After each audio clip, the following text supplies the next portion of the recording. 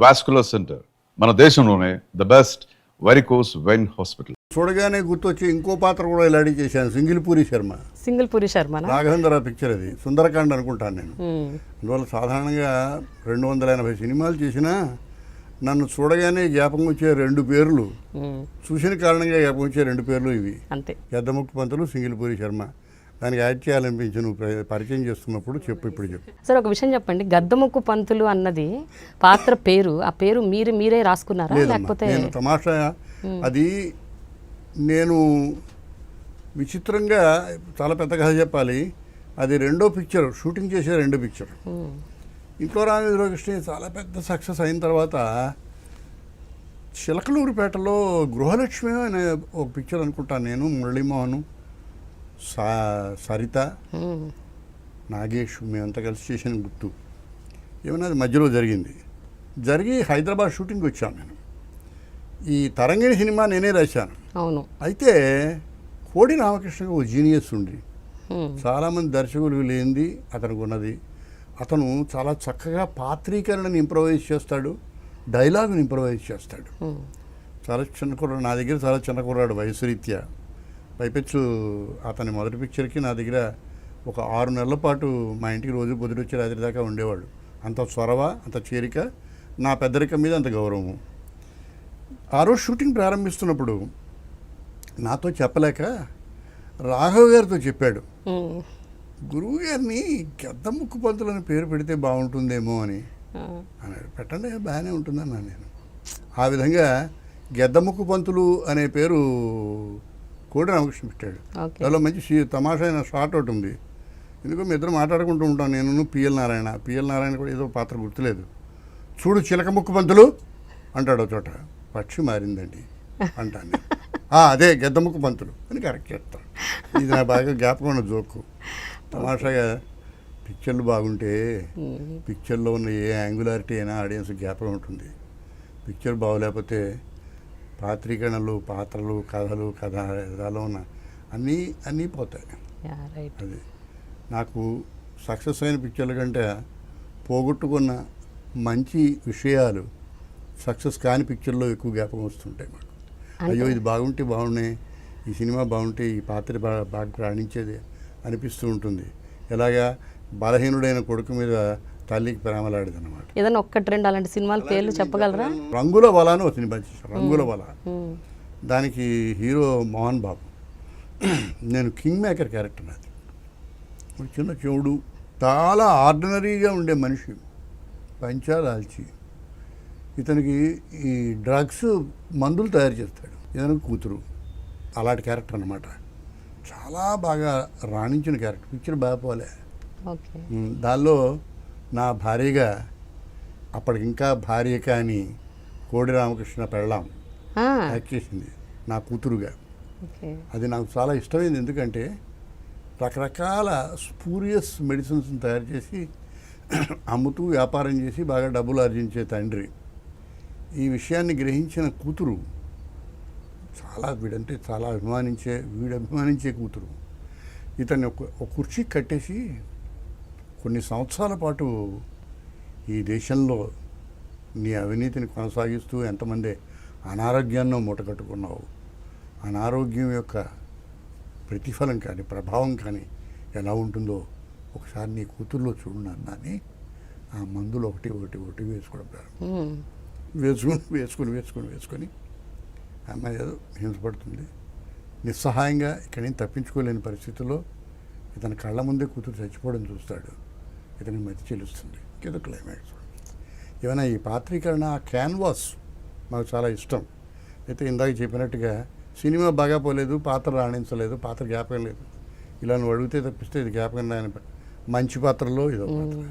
కానీ మారుతిరావు గారు, నేను అంటే చిన్నతనం నుంచి నేను చూసిన సినిమాల్లో, ఎస్పెషల్లీ ఇంట్లో రామయ్య, వీధిలో కృష్ణ, తరంగిణి, చాలా అద్భుతమైన సినిమాలు.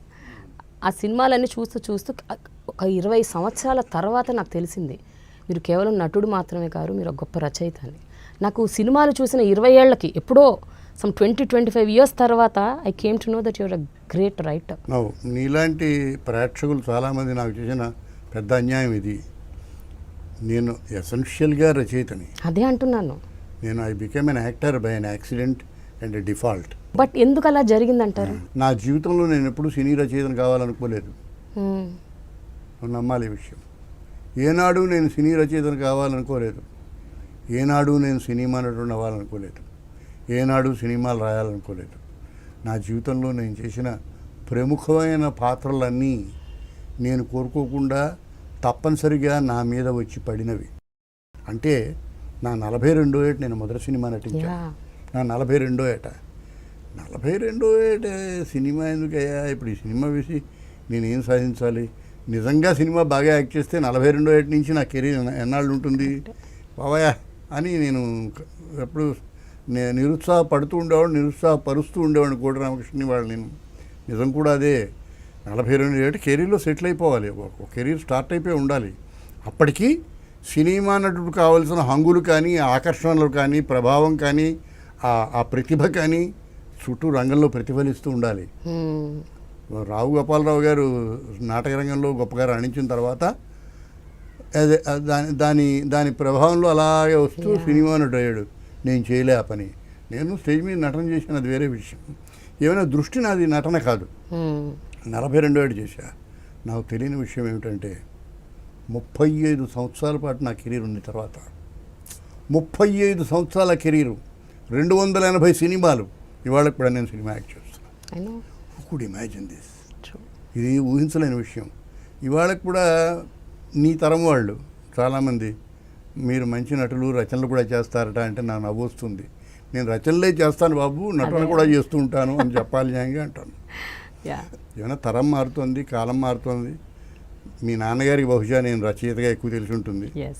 ఆ? అవును. నీకు నటుడిగా తెలుసు. అప్పుడు వెనక్కి వెళ్ళి ఒకసారి చూసుకుంటావు, ఈయన కథ కూడా రాస్తాడా, నాటికి రాస్తాడా, నాటకం రాస్తాడా, ఇంకోటి చేస్తాడా అని. ఇవన్నీ ఒక పరిణామ దశ అది. కానీ నాకు ఫేవరెట్ ఫిలిమ్స్లో ఒక 2-3 ఉన్నాయండి. డాక్టర్ చక్రవర్తి, ఆత్మగౌరవం. అంటే అసలు ఈ సినిమాలకి కథలు మీరు రాశారు, స్క్రీన్ ప్లే మీరు చేశారు. అంటే ఇవన్నీ తెలుసుకున్నాను లేండి, ఒక 10 ఏళ్ల క్రితమే తెలుసు.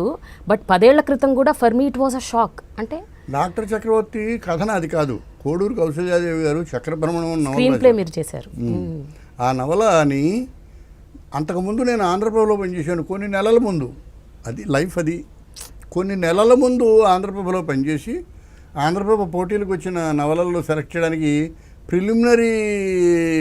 ప్రిలిమినరీ మెంబర్స్ సెలక్షన్ కమిటీ ఉంటుంది కదా, కుర్రాళ్ళ మేమందరం. అప్పుడు నాకు 21-22 ఏళ్ళు.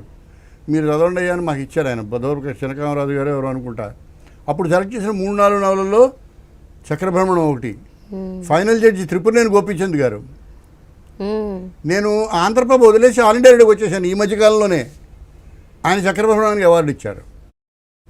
జనవరిలో నేను ఆల్ ఇండియా రేడియోలో జాయిన్ అయ్యి మార్చికి వచ్చేసరికి మళ్ళీ చక్రభ్రమణం నా చేతికి వచ్చింది. ఓ, దీనికి మీరు స్క్రీన్ ప్లే రాయాలి మారుతిరావు గారు ఆనాడు దుఃఖపడం వస్తుంటారు. అది సినిమాలు రాయడమే రాదండి బాబు, స్క్రీన్ ప్లే అంటారండి మీరు. ఇవన్నీ నేను నేను ఎప్పుడు చేయలేదు ఇలాంటి పనులు కూడా అన్నాను. నా పక్క దాశరథి గారు ఉన్నారు, మహానుభావుడు. ఆయనే కారణం దీన్ని నేను రావడానికి. నీకు తెలియపోయినా ఆయన తెలుసయ్యా ఎలా చేయించుకోవాలో, నువ్వు ఎక్కువ కారు అన్నాడు ఆయన. ఆ విధంగా చక్రభ్రమణం రాశా. ఇంకా మంచి విషయం చెప్పాలి, ఇవన్నీ గర్వపడే విషయాలు ఇవాళ తలుచుకుంటే వెనక్కి తిరిగి. డాక్టర్ చక్రవర్తిలో మొదటి సినిమాలో మొదటి సీన్ నేనే రాశా.